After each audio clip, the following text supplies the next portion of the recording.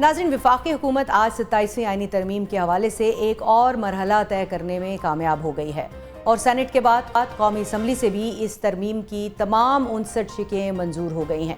तवक्कुआत के ऐन मुताबिक हुकूमत ने बासानी आईनी तरमीम के लिए दरकार 2/3 का हिस्सा कौमी असम्बली में अबूर कर लिया, जो कि 224 था, जबकि हुकूमती नंबर 234 रहा, जिसके लिए साबिक वज़ीर आज़म मियां मोहम्मद नवाज शरीफ भी ऐवान में मौजूद थे, जबकि काफ़ी अरसे से अलील खुर्शीद शाह व्हील चेयर पर ऐवान में आए।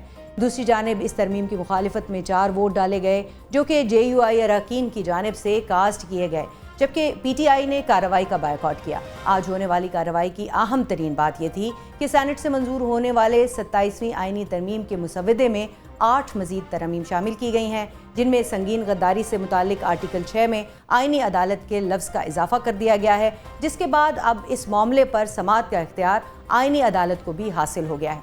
इसके साथ साथ वज़ीर कानून आज़म नज़ीर तारड़ ने आज ऐवान में ये वजाहत दे दी है कि 27वीं आईनी तरमीम के तहत चीफ जस्टिस का ओहदा ख़त्म नहीं किया जा रहा है और मौजूदा चीफ जस्टिस याह्या आफरीदी ही अपने ओहदे की मुद्दत मुकम्मल होने तक चीफ जस्टिस ऑफ पाकिस्तान रहेंगे।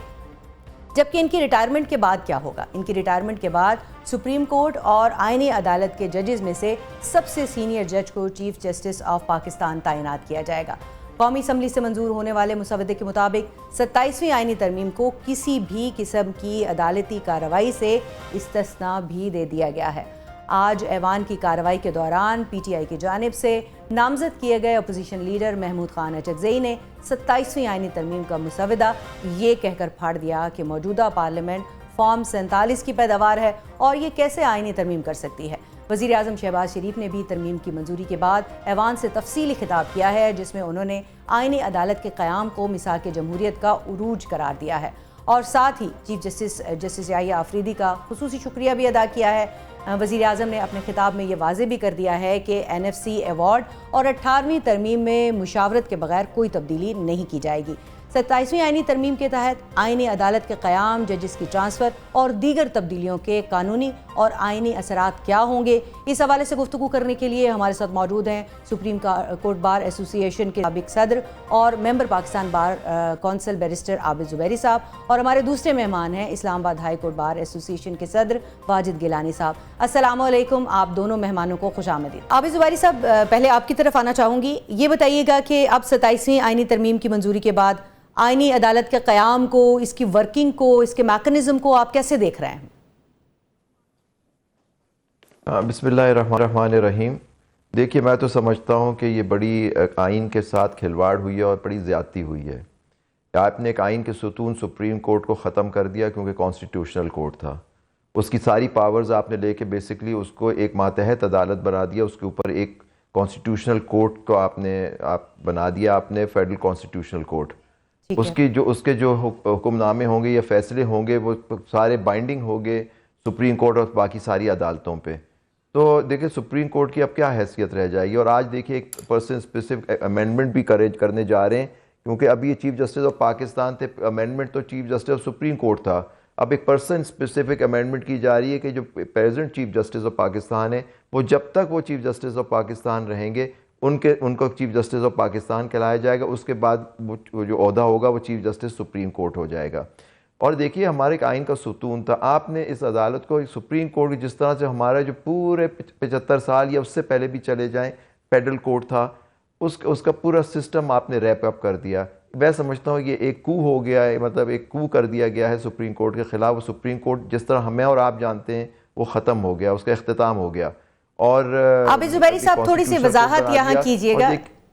आबिद ज़ुबैरी साहब, थोड़ी सी वजाहत यहाँ कीजिएगा कि आपने कहा कि ये पर्सन स्पेसिफिक जो है वो अमेंडमेंट की गई है और जो मौजूदा जो चीफ जस्टिस हैं सुप्रीम कोर्ट के, सिर्फ उनके लिए चीफ जस्टिस ऑफ पाकिस्तान का लक़ब इस्तेमाल किया जाएगा। तो क्या ये आईनी तरमीम में लिख दिया गया है कि आइंदा जो भी चीफ जस्टिस आएगा सुप्रीम कोर्ट का, वो चीफ जस्टिस देखा है? जी जी, ये वो ड्राफ्ट आ गया है, वो पेश कर दिया गया, वो सेनेट में जाएगा, क्योंकि अब सेनेट तो अप्रूव कर चुकी थी 27वीं तरमीम, क्योंकि अब तो 28वीं भी आने वाली है। तो 27वीं तरमीम अभी वापस सेनेट भेजा जाएगा और सेनेट उसको अप्रूव करेगी, क्योंकि उनके पास नंबर मौजूद है, उनके पास वो उसको अप्रूव कर देगी इन चीफ जस्टिस साहब के उस तक कि जी ये जब तक होंगे, उसमें लिखा हुआ है कि जब तक ये होंगे वो चीफ जस्टिस ऑफ पाकिस्तान ही कहलाएंगे, लेकिन उस कहलाने से कुछ नहीं होता, वो फिर भी एक जूनियर हो जाएगा। सुप्रीम कोर्ट को एक मातहत अदालत बना दिया गया, जो फेडरल कोर्ट के जो चीफ जस्टिस होंगे और वहाँ के जजेस जो होंगे उनका फैसला बाइंडिंग होगा सुप्रीम कोर्ट के ऊपर। तो बेसिकली ये तो एक आपने सुप्रीम कोर्ट को बिल्कुल ख़त्म कर दिया as a supreme court. Basically इसको एक, क्योंकि वहाँ सिर्फ फौजदारी और सिविलियन मुकदमात चलेंगे जिनकी अपीलें चलेंगी, तो एक तरह से उसको सुप्रीम डिस्ट्रिक्ट कोर्ट मैं इस नुक्ते के ऊपर जुबैरी साहब अगर आपकी इजाज़त हो तो मैं राय ले लूँ। गिलानी साहब हमारे साथ मौजूद हैं। वाजिद गिलानी साहब, ये पर्सन स्पेसिफिक एक अमेंडमेंट की बात हो रही है और ये कि जो मौजूदा चीफ जस्टिस हैं वो चीफ जस्टिस ऑफ पाकिस्तान कहलाएंगे और इसके बाद जो भी चीफ जस्टिस आएगा वो chief justice of supreme court जो है वो कहलाएगा। तो बुनियादी तौर पर इस पर जो एतराज़ उठाया जा रहा था वो तो यही था कि दुनिया भर में जो है वो चीफ जस्टिस ऑफ पाकिस्तान या किसी भी जो मुल्क है उसका चीफ जस्टिस होता है, उस मुल्क की जो है वो सुप्रीम कोर्ट होती है। तो जब पाकिस्तान का लफ्ज़ हट जाएगा तो उन दावतनामों में से सारों में से पाकिस्तान मिन्हा हो जाएगा। तो आपको इसका फ्यूचर क्या दिखाई दे रहा है?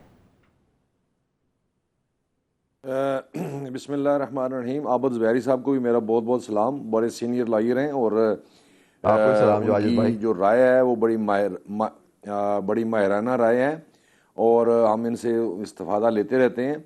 देखें, बात यह है कि जो डेफिनेट ज़ुबैरी साहब ने जो बात की है वो फेंकने वाली बात नहीं है जी। वो बिल्कुल ऐसी ही है, चूँकि जब एक आईनी अदालत एक अलग बना दी गई है तो फिर सुप्रीम कोर्ट ऑफ पाकिस्तान का जो है वो एक जो इमेज है वो उस हिसाब से वो नहीं रहता।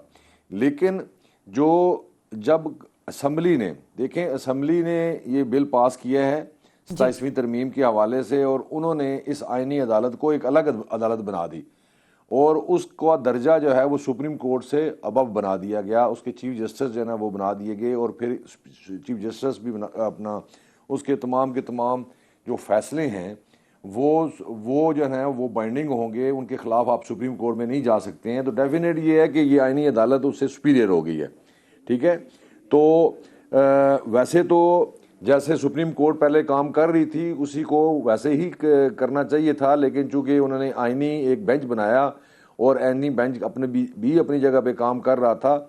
अब ये मौजूदा असम्बली है, ये मुकन्ना के पास, ये जो पार्लियामेंटेरियन हैं इनके पास ये इख्तियार हासिल है कि वो उसको किस तरीके से लेके जाएं और आईनी अदालत को बनाते हैं और उनके क्या फ़ायदे होंगे, क्या वो डेफिनेट वो ज़ुबैरी साहब ने बता दिया आपको। लेकिन ये कि उसमें थोड़ा सा व्यू ये है कि आईनी अदालत में वो तमाम के तमाम वो दीगर मुकदमात जो हैं वो जो आईनी हैं जहाँ पे कॉन्स्टिट्यूशनल मैटर्स हैं वो उसके लिए इन्होंने उसके लिए मुकर्रर किया है। दीगर मुकदमात जो हैं वो सुप्रीम कोर्ट ऑफ पाकिस्तान जो है वही उसको सुनेगी। लेकिन हमने देखना है कि इन चीज़ों से जो है वो आम एक शख्स जो शहरी है उसको क्या फ़ायदा और नुकसान हो सकता है। तो ये उसमें गिलानी साहब एक छोटा सा इसमें नुक्ता ज़रूर मुझे बताइएगा कि इस वक्त तक जितने भी वकीलों से मेरी बात हुई है, वकला बरादरी से बात हुई है, चंद मखसूस जो जाहिर है जो हुकूमत को रिप्रेजेंट करते हैं उनके अलावा, ज़्यादातर मैंने देखा है कि वो इसके ख़िलाफ़ हैं या वो इसके ऊपर एतराज़ात उठा रहे हैं। तो क्या कल को हम देख सकते हैं कि कोई वकला बरादरी जो है वो इकट्ठी होकर इसके ऊपर कोई एतराज़ उठाए? क्योंकि जो साबिक chief justice Jawad S Khawaja हैं उन्होंने इस नुक्ते को चैलेंज भी कर दिया है अब 27वीं आईनी तरमीम को, और हम ये देख रहे हैं कि इसके इख्तियारात कम करके एक नई अदालत नहीं बनाई जा सकती, उन्होंने भी ये एतराज़ उठाया है। तो क्या वकला बरादरी को कल हम बार एसोसिएशंस को किसी एक प्लेटफॉर्म पर देख सकते हैं? ये डेफिनेट, ये तो जितने भी हमारे जो लोग हैं, सीनियर्स लोग हैं, वो इन चीज़ों को वो देख सकते हैं कि जहाँ पे अगर कोई ऐसी चीज़ें हैं तो वो उनको चैलेंज कर सकते हैं। लेकिन अब देखना पड़ेगा कि चैलेंज कहाँ पे की जाएगी। ठीक है, डेफिनेट ये जो है ना कॉन्स्टिट्यूशनल कोर्ट में ही फिर चैलेंज की जाएगी अगर जहाँ पे इनमें महसूस किया जा रहा है। ये भी तो अभी तक भाम कायम है कि केस कहाँ का है। सुप्रीम कोर्ट का केस था तो उस वक्त जो है वो आईनी बेंच को सुप्रीम कोर्ट में चैलेंज कर दिया गया था। तो अब आईनी अदालत का मामला है तो वो किधर चैलेंज होगा? आईनी अदालत में ही। ये ज़ुबैरी साहब भी बड़े भाई हैं, ये बैठे हुए हैं, ये हमसे ज्यादा बेहतर समझते हैं। ज़ुबैरी साहब आप भी प्लीज इस पे जरूर कमेंट कीजिएगा। कॉन्स्टिट्यूशनल कोर्ट में जाएंगे और कौन से नहीं जाएंगे। जो मैं अर्ज कर रहा हूँ कि जो भी कॉन्स्टिट्यूशनल मैटर्स हैं, चाहे जहाँ पे पार्लियामेंट ने कोई ऐसे लॉ बनाए हैं या ऐसी अमेंडमेंट की हैं जो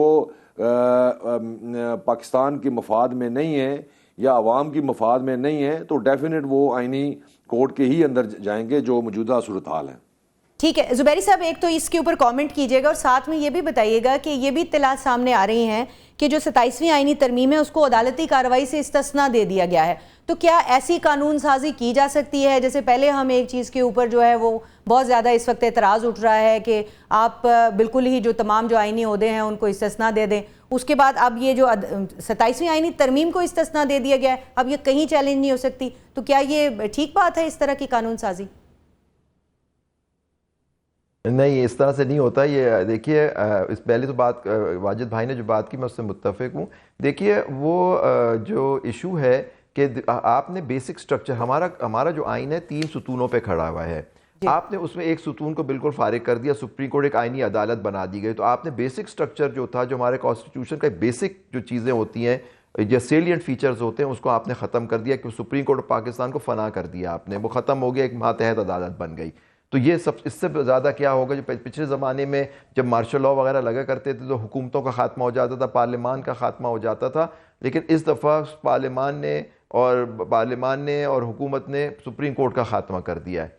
लेकिन देखिए जो देखिए आइन खुद कहता है, 239 जो आर्टिकल है उसका, उसमें 2 क्लॉजेज हैं 5 और 6, जिसमें कहते हैं कि किसी आइनी तरमीम को आप किसी अदालत में चैलेंज नहीं कर सकते और जो वो पार्लियामान के पास पूरा इख्तियार है कि वो इस तरमीम करे।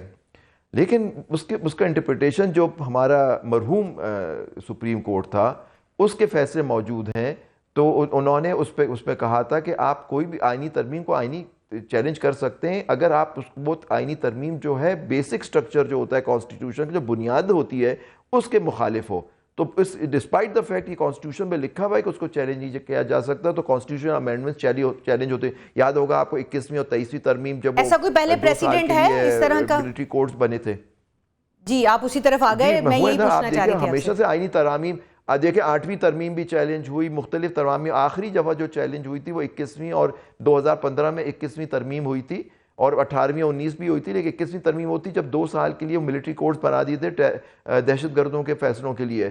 कोर्ट ने उस पर कहा था कि आप कोई भी आइन की तरमीम नहीं हो सकती जिसके तहत, वो 17 मेंबर का बेंच का फैसला था। अब तो वो इस फेडरल कोर्ट पे बाइंडिंग ही नहीं होगा कि सुप्रीम कोर्ट अब निचली अदालत हो गई।